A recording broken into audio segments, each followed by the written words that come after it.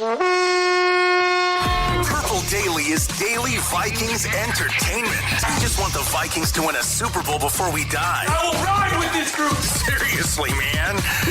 Please. And away we go. All right, we're live on the Purple Daily YouTube channel on a Sunday morning. Got the sports dad Judd here, Phil Mackey, and we got some coffee. I pounded some tea this morning here. A little refreshing water here. Very nice. Good for you. Hydrate. Yeah. Sundays are for hydration.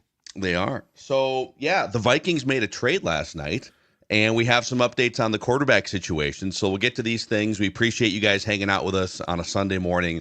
This is the week where you're just always on alert, right? Like Monday and Tuesday are the biggest barrages, but then there's always secondary moves that come out here. A shout out to Federated Mutual Insurance Company for helping to power this Sunday morning episode of Purple Daily. Federated's been around for 120 years, helping businesses with safety, preventing claims, and risk management, just like having a great offensive line for your business. You can find out all the industries they specialize in and see if your business matches up with one of their lanes. And if it does, you can talk to somebody, federatedinsurance.com, where it's our business to protect yours. So, all right, well, let's start with the big running back trade last night. And I'll tell you, my first gut instinct is this is a steal for the Vikings. So the Vikings send a 2026 sixth-round pick to the 49ers for Jordan Mason, who Vikings fans may recall, he was the backup to Christian McCaffrey that carved the Vikings in that, what was like a week 3 game for 100 yards. Yep. He carved the league for like a month and a half or 2 months. He was red hot at the time. Yep. So also the two teams are swapping picks 160 and 187 in this year's draft. So you don't lose a pick, but you just move back 27 spots late in the draft. So essentially a 6th round pick, and you could argue because you traded Ed Ingram, a guy you were going to cut anyways, to save $3.5 million. You basically traded Ed Ingram for Jordan Mason? It's funny because that originated as a Viking 6th round pick that was sent to Houston for Cam Akers. Right. That's so it's the Cam Akers pick that went to Houston, came back to the Vikings a couple days ago for Ingram, and now has been so yes, you essentially went from Akers, Ingram to Mason. And to fill out some of the details here, the Vikings are then signing Mason to a 2-year deal worth up to $12 million, $7 million fully guaranteed at signing. So they're ripping up the last year of his rookie scale deal and then buying a year of free agency. He is turning 26 years old later on this summer. But he was undrafted out of Georgia Tech in 2022. In the carries he's had, which is like 250 in the NFL, most of them last year, he's averaged over 5 yards per carry. And eventually here, I will give you a couple really interesting analytical nuggets that show you why Jordan Mason might actually be a steal here for a 6th round pick. This also doesn't prevent the Vikings from drafting a running back in the 3rd or 5th round and just putting another guy in that room, because it's possible that Aaron Jones only plays 1 year of the 2 years that he signed for. Sure. And you're going to need a second running back anyway. So first glance, love the value here for the Vikings. I think what it does from a draft standpoint is it definitely lessens the priority, though, of feeling like one has to be taken among your first couple of picks, which, like now the first rounder, which I don't think that they were ever going to invest a first round pick short of Austin Jeanty on a running back. That position, it opens up the door now to not. Ty Chandler's certainly gone. I have questions about Akers because I do agree they'll probably draft a running back, and I don't know if they keep Cam then. Let's rip the Band-Aid off because the underlying metrics here are the absolute key. So Aaron Jones is, I think, a very nice piece of a running back duo. Unfortunately, a year ago, he became the guy. Career highs in touches, 306. Career high in carries, 255. Career high in snaps, 7. He just turned 30. So he comes back. That's fine, but I think the question is, okay, what are you going to do, though? You can't bring him back and say, here's the ball again, you just go. So what you need to do is you needed to get another back, and ideally you needed to get another running back who was younger. Bingo. Jordan Mason turns 26 on May 24th. And B, different style. In other words, more of a bruiser. Mason, 5'11", 223 pounds. But the metric I found, and it's I don't think the same one, Phil, that you tweeted last night and are going to talk about, is Jordan Mason a year ago, or in 2024, I should say, faced the highest rate of stacked boxes in the National Football League and ranked third in rushing yards per expectation behind Saquon Barkley and Derrick Henry. Also, he missed, I think it was the last 5 games on IR because of a high ankle sprain. That was after Christian McCaffrey had come back and had taken back, rightfully so, his starting role. Before Week 10, though, Mason had 685 yards rushing. He was on the statistical leaderboard, 4th in the entire league in rushing. So I agree. Like, this looks on paper like you improved an area that you needed to improve for a 6th round pick. Ingram, Akers, take your pick of whom. And you did it with a running back who, and I'm going to be very careful how I word this. You did it with the same idea Detroit has. Now, nobody's Jahmyr Gibbs, okay? So this is not like, oh, hey, Aaron Jones is now Jahmyr Gibbs. But that being said, I love the idea. And in the last week, what have you done? You've gotten tougher. The center, the right guard, the trenches, a little bit of snarl and snot now, right? And now you go out and get a guy who, if nothing else, I'm guessing, from a running position, can punish guys in the red zone. Yeah, that is, you nailed some of the underlying stuff, and I'll give you a couple more here. And a couple of these metrics, you do have to account for, like, the Shanahan scheme has been more effective. The way that Kyle is running his offensive scheme and run game has been more effective than the Vikings, whether it's offensive line or just the X's and O's. Now, the Niners also have had some issues up front with their offense. It's not like we're not talking about the Lions or the Eagles' offensive lines there the last couple of years. Yeah, they've got one of the best left tackles of all time. But they've had some issues up front in San Francisco, too. So there's a little bit of parsing apart. Like, you put a guy in a great scheme and okay. But Jordan Mason had 100 fewer carries than Aaron Jones did last year. But they essentially had the same number of 10-plus yard gains. Aaron Jones had 25. Jordan Mason had 23. Again, 100 more carries for Aaron Jones to get there. You mentioned the rush yards over expected. So this is from NFL Next Gen Stats. This is probably my favorite one that I've seen on Jordan Mason. And I'll include mobile quarterbacks in these rankings too.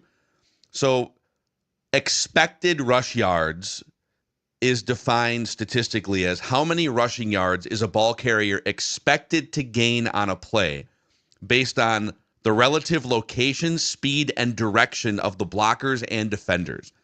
So they've come up with, like, the field is all measured and gridded out, and they've got the miles per hour and the direction of all the defenders. And, like, based on the flow of this play, you're supposed to get 8 yards, or you're supposed to get, like the average run would be 7 yards in this particular situation. But a special running back might be able to get 5 extra yards or 20 extra yards or whatever. Like Saquon Barkley does this all the time where, oh, that looks like a really well-blocked 15-yard run. Oh, my God, it's a house call for 70, right? So NFL leaders in rush yards over expected per carry last year, including quarterbacks. Number 1, Lamar Jackson. Number 2, Derrick Henry. Number 3, Saquon Barkley. Number 4, Jordan Mason. Just ahead of number 5, Jaden Daniels. So you've got the 2 most, like, scary mobile quarterbacks in the league on this list, and then 2 instant first ballot legendary running backs that define this era. And Jordan Mason is the other guy on that list.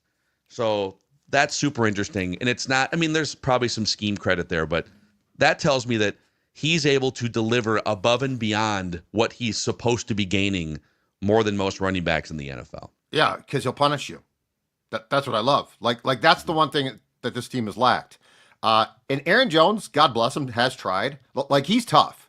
He is tough. He'll block. He will try to run through guys. He's at an age and size where I think he just can't. At Mason's age, like, this is the type of guy. So he's an interesting case in running backs because he is the exact example of a guy who probably won't last long because of the punishment that he takes and potentially encourages. But in his prime, he could give you a ton. The one thing I actually looked up last night, got home from a terrible Wild performance, and I couldn't sleep because it was so bad. And I Googled, can Jordan Mason block? Because, like, we always talk about that, right? Now his pass catching stats in his time since signing as a UDFA with San Francisco in 2022 are pretty small. But Can he block? Because, like, that's the next most important thing. Because if you're a guy who's going to be entrusted to take on guys, I'm always curious, can that then apply to blocking? And I found a story that essentially said that was one of the most pleasant surprises when McCaffrey was out last season, is that he was so adept, so good. And in fact, there was part of the story was his blocking week 3 here against the Vikings was really good. When he came in from Georgia Tech, it was a big problem. They couldn't really play him consistently because he couldn't block. So this is a guy who worked on his craft. I think this is probably a guy who they said, your style is great, but your style is conducive to a guy who also can block. And just because you're tough does not mean, especially in this league, that you're good at pass pro. Like, we've talked a lot about this. Pass protection in the NFL for a young running back can be very tough. So that is another huge point, because you have to be able, if you're a player like this, to block. And I guess from 2023 to 24, Jordan Mason took huge strides there. Yeah, PFF didn't love him in pass protection, but it's also they might look at him as a first and second down guy, and they trust Aaron Jones. As of right now, CJ Ham is the Vikings' best, most trusted. Hey, it's third down and must pass, and you could throw him in there too. But if he, it's. I think Jordan Mason is here mostly for first and second down gains, and then we'll see what happens on third. But to your point about toughness and sort of the red zone yards, the close quarters yards, here's another really interesting analytical, I guess, positive for Jordan Mason. Yards after contact per attempt. He was top 10 in the NFL last year. So the best yards after contact per attempt running backs were Bucky Irving in Tampa, who you watch that guy run. Yeah, I didn't see this. He runs nasty. I liked him, but I never thought he was this good. There's Derrick Henry is 5th on this list. Josh Jacobs is 7th. Zach Charbonnet is 9th. Jordan Mason 10th, just ahead of Saquon Barkley on the yards after contact per attempt rankings. Yes. So, but doesn't this strike you, like, among the many topics coming off this trade and what Jordan Mason can do, doesn't this strike you above and beyond all as a red zone guy? Yeah, better than what they've had. Yeah. A gap, bowling ball, like, because the red zone is ugly. It's murky. Like, it's not clean, right? Like, it takes yak, and it takes second effort, and that takes strength. And so, like, in looking at this, what I see is a team in the last week that's gone from an interior offensive line that, in my opinion, was at times soft, but certainly never really, really tough. Yeah. And they've improved 2/3 of that for sure. And now you bring in a back who you can give the ball to. And I'm not assuring it's going to work, but I am saying they feel much better positioned now to get dirty, nitty-gritty in the red zone than they did last week at this time. You know, I did see, just interacting on Twitter, a couple people are a little angsty just about, hey, this is one of the deepest running back classes in years. Yep. Why would you go spend money on a 30-year-old Aaron Jones? And then why would you? Well, I could fight back and say, well, they traded a 6th-round pick for a running back here, but they're paying him more than you would pay like a third or a fifth round draft pick, why would you put resources into 2 running backs when you could have just maybe drafted a couple? And I would say a few things to that. Number one, this doesn't prevent them from also drafting a running back. They might look at Aaron Jones as a year-to-year proposition here. He's 30. You're not locking in, and the way that contract is structured, they can move off it after 1 year, and so then you're in the market for a second running back anyways. But if you draft a running back beyond the first round, I think this probably eliminates you from drafting like Omari and Hampton in the first round. I think you're probably going to go a different position. But whoever you would draft, it's either a 5-year contract for a first rounder or a 4-year contract for someone drafted after the first round. So Aaron Jones is going to be long out of the league by the time that running back hits year 3, year 4 of the contract. So you could still draft someone, put a third awesome running back in that room, and then by the second half of the season, they're getting carries too. So, but it also it takes away the desperation to have to draft with one of your 4 draft picks to use one on a running back if the draft board doesn't fall that way. They are truly in best player available mode. Yes. With what they've done this week in free agency and trades. From a draft conversation, I think that we need to take a step back and look at the strategy here, because I think it's become clear. I think the strategy is this: going to school on previous drafts, obviously, especially 2022. What have they done? They have insulated themselves against having to make panicked moves. Mm-hmm. They have insulated themselves at saying, oh my God, we have to take a guy here at position X. I really think that this is for all of us who say, you know what, Kwesi, you got to prove that you can draft. He's literally helping himself by not forcing himself or his staff to be panicked about moves. We got to move back and get way more picks. We got to do that. Now, I do think that they will. I would not be surprised if they move back. But that being said, there is a overall strategy here that has nothing to do with like one player. This is a 10,000-foot view conversation of what they're trying to do to their draft process. Mm-hmm. And in this case, if this doesn't work, it's still a great swing. Like, there are some trades where you're like, why? And there have been a lot of those. But if this does not work, and I do expect it will, but let's say it doesn't. You traded a 6th-round pick that's been moved and moved and moved now. You swap picks, which is fine. So the risk of the Jordan Mason trade is not really a risk. No. But I love what they're doing, sort of to like say, okay, we've made previous draft mistakes, and I think they've made them for a reason, and they realize that, and now you put yourself in a really advantageous BPA. And look, you know what, too? Your first pick could easily still be defensive tackle. Mm-hmm. It's a deep class there, and what are they? That is a position of priority. Well, look what they did last year. They spent this week a year ago bringing in Andrew Van Ginkel and Jonathan Grenard to be their 2 starting edge rushers. And they had Patrick Jones still on a rookie scale contract. And yet they made a move to get Dallas Turner. They didn't let the fact that they already had 2 veteran starters. So, yeah, 100% on the defensive tackle front. I'll give you one more fun Jordan Mason factoid, then we can talk about the latest on the Vikings QB2 or maybe QB1 situation. Mm-hmm. So, Jonathan Taylor, very much regarded as one of the best running backs in the NFL the last handful of years. He had 1,400 rushing yards last year, 11 touchdowns, almost 5 yards a carry. One of the top fantasy players drafted every year the last few years. So Jonathan Taylor had twice as many carries as Jordan Mason did last year. He carried the ball. I just want to make sure I got this right here. He carried the ball 303 times to Jordan Mason's 153 times. So twice as many carries for Jonathan Taylor. Yet Jordan Mason had more missed tackles forced than Jonathan Taylor did, according to Pro Football Focus. Football. Yeah. That's pretty crazy. Here's what I love too.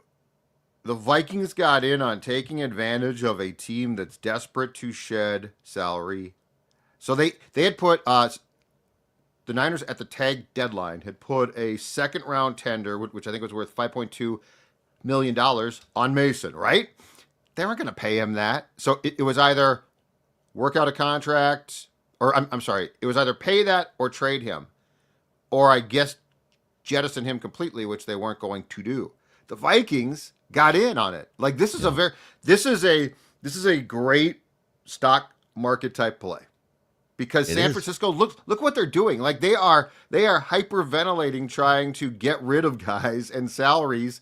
And in this case, Kwesi swooped in and said, "Oh, I'll take that guy. Here's a sixth, and let's swap some picks." It's kind of curious there's a whole nother conversation maybe on Purple Daily NFL Takes tomorrow, just about San Francisco. So they cut Kyle Juszczyk, who's a 34-year-old fullback, just to bring him back at a lesser price. And they're so stuck with the Christian McCaffrey contract. But if obviously Juszczyk is just kind of he's a peripheral piece at this point, but where the 49ers are clouded either A, because of a bad contract, or they've just fallen in love with the name on the back of a jersey in McCaffrey. If you had to bet right now, who's going to be the more productive running back for the next 2 seasons, Christian McCaffrey or Jordan Mason? Right. I think I'd bet on Jordan Mason just because of age and wear and tear and all those factors. Yes, and if you had to say, you know what, we love Kyle. He's been great. He's been a Niner for ages. But okay, we either keep an aging fullback or we make space for Jordan Mason and we move on from Kyle.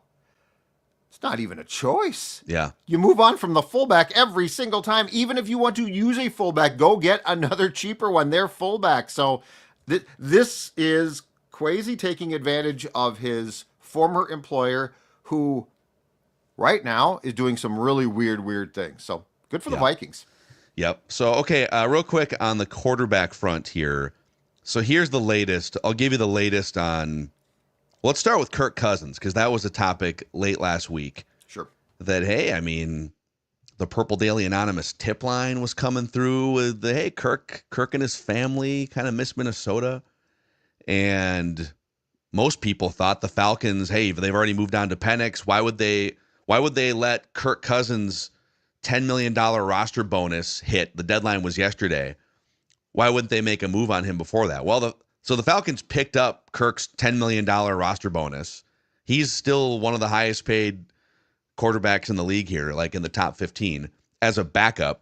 And Jeremy Fowler from ESPN this morning said the Falcons are not overly motivated to move Kirk Cousins right now.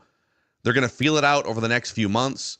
They're hoping someone steps in, like Cleveland he mentions, and helps offset some of the costs. So it kind of feels like the Falcons are in trade or bust mode.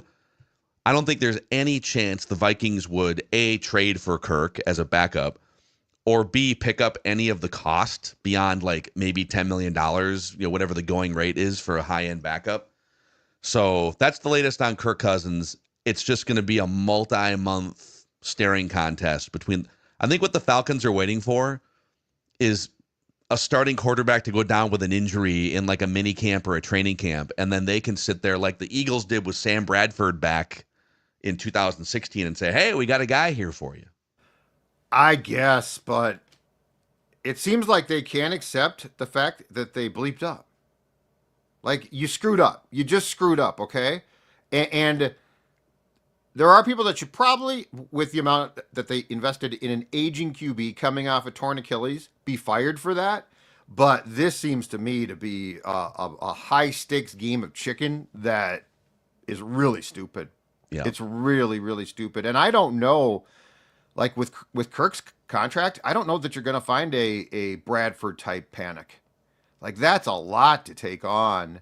And I know that the Falcons didn't want to be ultimately embarrassed, which they were going to be and probably will be, based on the fact that Kirk gets let go and signs for very, very cheap. And the offset means that the Falcons have to pay him. But this, to me, is just a classic. It's a classic doubling down to make your mistake worse. I guess if you are the Falcons, I guess I probably would have just cut him and just move forward. But they figure we've already he already got paid the signing bonus, and he's already, I think it's going to wind up being like $100 million of the contract that he winds up getting. Oh, So it kind of is what it is. Let's just push forward into the summer and into training camp, and maybe another team gets desperate or a situation changes, and let's see what happens. Because that's exactly what happened with the Vikings and Sam Bradford. Yeah. The Eagles had moved on to Carson Wentz, I think. And Teddy Bridgewater suffered that leg injury, and the Vikings are like, we'll take the guy with a bad knee who's on the outs with his franchise and give up a first-round pick for it. But that contract was different than this contract. So good luck, Falcons. Good luck on that. Nice work. So it doesn't look like imminently Kirk is going to be QB2 to J.J. McCarthy. Okay, Aaron Rodgers. So just cobbling together multiple reports from the last 48 hours. The Steelers and the Giants have reportedly made offers. Rodgers is sitting on those offers and reportedly waiting on the Vikings to potentially up their interest. And depending on which reporter you read or listen to, the Vikings are either very much considering Aaron Rodgers still, or they are just politely keeping their distance and maintaining a low profile. This is from The Athletic yesterday morning. Rodgers is hoping to sign with the Vikings. Meanwhile, the Vikings have been strongly weighing the possibility of pursuing Rodgers as a replacement for Sam Darnold. Yep. Rodgers, in the wake of his release by the Jets, is seeking an annual salary in the general range of Sam Darnold's $33 million a year, though that's not expected to be a major stumbling block. And I guess if you're the Vikings and you were going to pay $33 million a year, with the first year being guaranteed and maybe some of the second year being guaranteed, yep, why would you pay that to Aaron Rodgers versus just keeping Sam Darnold, who's younger and thrived and helped you win 14 games last year? Yeah, exactly. So the Athletic piece that appeared Saturday to me was one of the most interesting pieces because it was far more definitive than previous ones. But I would like to put together some pieces of the puzzle here because I think it's very clear what's going on, and I think that there was a very clear Rodgers camp attempt at, I know you're going to be shocked by this, manipulation. So I think Diana Rossini, if I had to guess, I think she has a source in the Vikings, okay? And there's no question. I mean, Seifert has been reporting for a week now that the Vikings at least have had discussions, are considering this. No one's saying we are going to sign him, but they're also saying clearly don't dismiss this. So I think she's got that, and I think that's accurate. Michael Silver is involved here too. And he is a Northern California guy. I think he went to Cal. I'm pretty sure him and Aaron. He basically would have more of a pipeline into Rodgers, who despises most of the media than anybody. And if you read the reporting and what's being said from Silver's point, I think that is all coming from the quarterback's camp, including the piece of manipulation, which I love because it's so Rodgers. And that is, he is waiting to hear from the Vikings. He's been put on hold. He's waiting to hear. This is not his fault. Not his fault. It's the Vikings who are making him wait.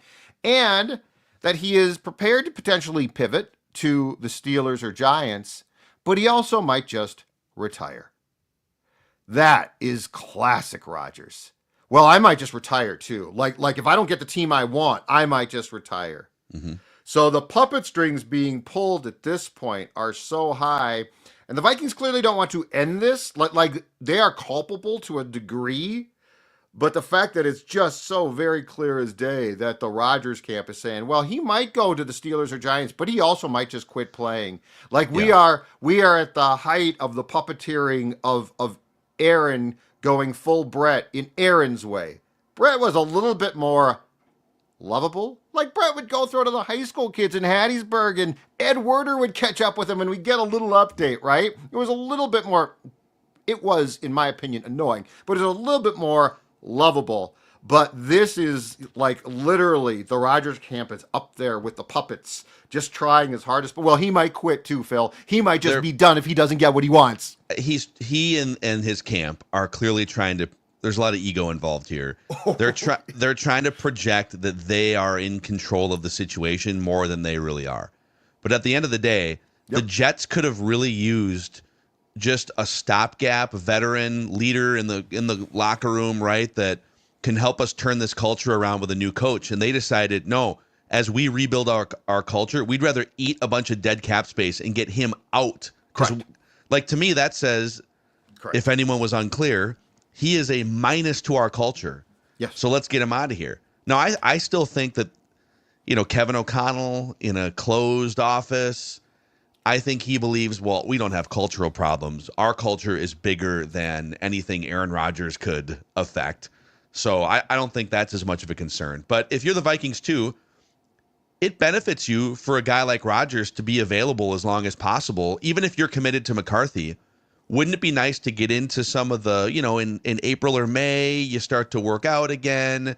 You get to see him in the OTAs and the mini camps. And if something goes wrong physically, or if he doesn't look right, or there's a setback or whatever, you'd like to know if there's options out there. Maybe you don't need that option right now. Right. But if Rodgers is, if you ask the Vikings, would you like Rodgers to potentially be available come August if needed? You'd say, yeah, just in case. So, they're just kind of laying back. But here's a couple other names that the Star Tribune floated out over the weekend for. These would be QB2s. Rodgers is a QB1. Right. Yeah. Kirk would be a QB2. There's a wide divide here. Yep. These would be QB2s. Mm-hmm. The Star Tribune said, keep an eye on these two names, Joe Flacco, who we've talked about, and Ryan Tannehill, who I believe he's 37 years old. He sat out last year, just didn't get an offer that he liked, and he could come in. So this, based on this reporting, and based on the Vikings letting all of the potential QB rehab school options sign elsewhere for the most part, it feels like they're looking at the opposite of what we've been talking about. Like, well, bring in Zach Wilson and bring in a Daniel Jones and rehab these former first rounders. Maybe they're looking for the steady, seasoned veteran who has 15 plus years of experience to help JJ McCarthy expedite his learning curve.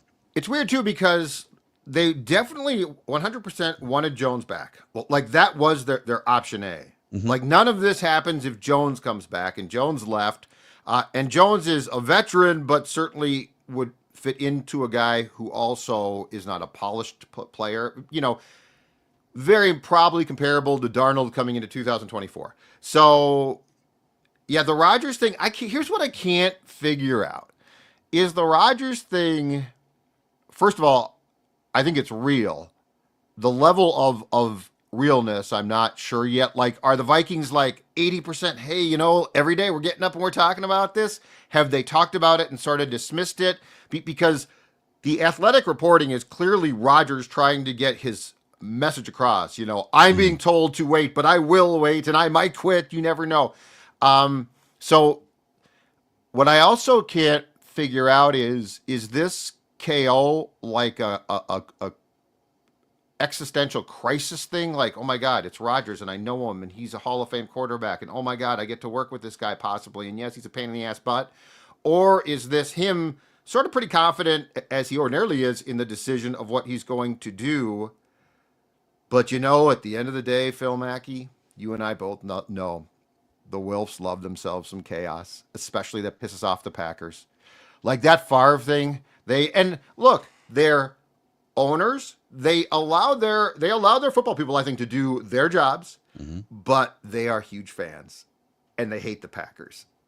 And I think if they control, and I'm not saying that this is controlling the entire thing, I'm just saying, like, as far as pieces of pie here, pie chart of what this is, I wonder if this is also them saying, let's not dismiss this quite yet. And at that point in time, KO wouldn't care, unless he comes in and says absolutely not. But anyway, like, this is a very interesting thing, and because no one is talking, we don't know. But I think the most important thing, because I have never seen we're considering a guy who's going to be in the Hall of Fame almost instantly. But if we don't get him, we're going to pivot to a near 40-year-old guy who didn't play last year. So the one thing that I would say that I can definitively be confident about is this is not a simple situation. Yeah, it is. Because at the end of the day, your first option right now is, with a loaded roster, is a quarterback that's never played a snap in the regular season before, that we all have a high projection for, So it does make it more complicated. But I do think, if you had to make a prediction today, I think they bring in the Flacco thing. Makes a ton of sense. I wouldn't be shocked if it was like a Flacco, the Tannehill thing, even though he's been out for a year, and maybe eyes open for, does Trey Lance come in as a QB3 or a QB4 on your practice squad, just to have another development guy in the wings? Carson Wentz still available as well, right? Yeah, he's still out there. As much as Dex hates that, I wouldn't completely dismiss it. Yep. So, all right, those are your updates here on a Good Sunday trade, morning.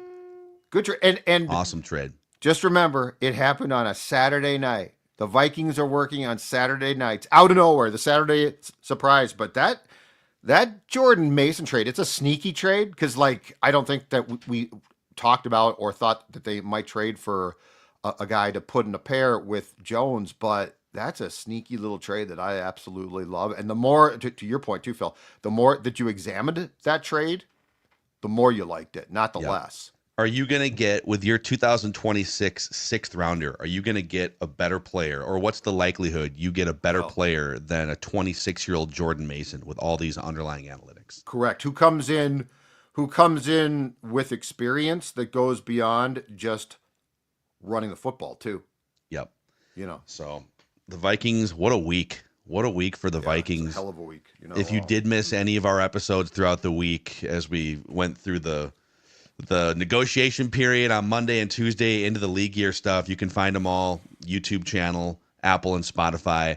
And if you haven't already, maybe you're just discovering Purple Daily, welcome in. Daily Vikings entertainment here. Click that like button and the subscribe button on the Purple Daily YouTube channel. And on the audio side, you can help us out by giving us a 5-star rating and a positive review on Apple and Spotify. All right, we'll see you guys tomorrow on Purple Daily, where we just want the Vikings to win a Super Bowl before we die.